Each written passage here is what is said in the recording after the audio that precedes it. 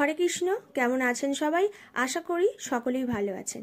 আমি চুমকি আরও একবার আমার চ্যানেলে আপনাদের সকলকেই স্বাগত জানাই।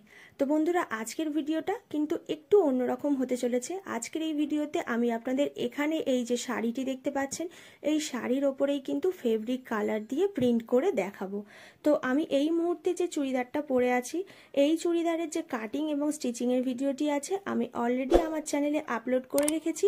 আপনারা ডিসক্রিপশন বক্সে গেলেই লিঙ্ক পেয়ে যাবেন, অথবা আই বাটনে ক্লিক করলেও ভিডিওর লিঙ্ক খুব সহজেই পেয়ে যাবেন।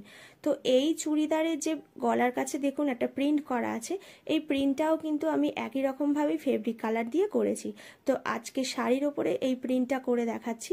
এখানে আমি কিন্তু বিভিন্ন ধরনের কালার ব্যবহার করেছি, আপনারা চাইলে নিজেদের মনের মতো কালার ব্যবহার করতে পারেন। যারা যারা আমার ভিডিওটি দেখছেন তাদের অসংখ্য ধন্যবাদ জানাই। আপনারা যদি ব্লাউজের ডিজাইনের ভিডিও, চুড়িদারের ডিজাইন, চুড়ি প্যান্ট, পাটিয়ালা প্যান্ট এবং শাড়ি থেকে বানানো গাউনের ভিডিও দেখতে চান, অবশ্যই কিন্তু বেল বাটন অন করে রাখবেন। এর ফলে আমি যখন নতুন নতুন ভিডিও আপলোড করব আপনারা তার নোটিফিকেশান খুব তাড়াতাড়ি পেয়ে যাবেন। যারা যারা আমার চ্যানেলটিকে ফলো করেন, আমার ভিডিওগুলি প্রত্যেক দিন দেখেন, ভিডিওগুলি কেমন লাগছে আমাকে কিন্তু কমেন্ট করে জানাবেন। তবেই কিন্তু আমি কমেন্ট থেকে বুঝতে পারবো যে আমার বানানো ভিডিওগুলি আপনাদের কেমন লাগছে। এর ফলে আমি আরও নতুন নতুন ভিডিও আপলোড করার সাহস পাবো।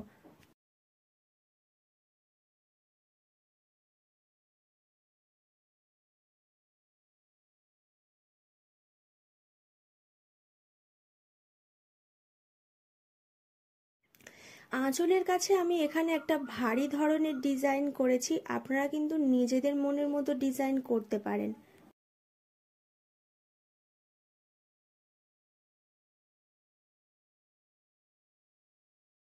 আঁচলের কাছে এখানে দেখুন স্বস্তিক চিহ্ন করা আছে। আমিও বিভিন্ন ধরনের ফেব্রিক কালার দিয়ে এখানে স্বস্তিক চিহ্ন করার চেষ্টা করছি।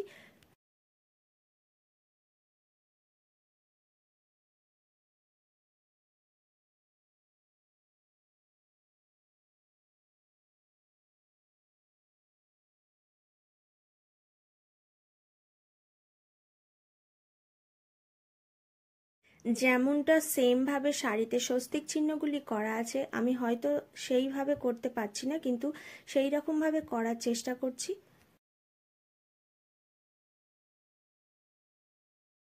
আপনারা যারা যারা ভিডিওটি দেখছেন তারা কিন্তু অবশ্যই আমার ফেসবুক পেজ সিডিএম একাডেমি, এই পেজটিকে কিন্তু অবশ্যই ফলো করে দেবেন।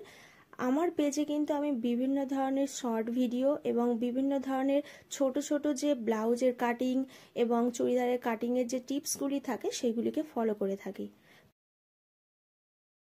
তো আজকের ভিডিওটা এইখানে শেষ করছি। এখানে দেখুন সম্পূর্ণ শাড়িটাই কিন্তু একই রকমভাবে আমি প্রিন্ট করে নিয়েছি।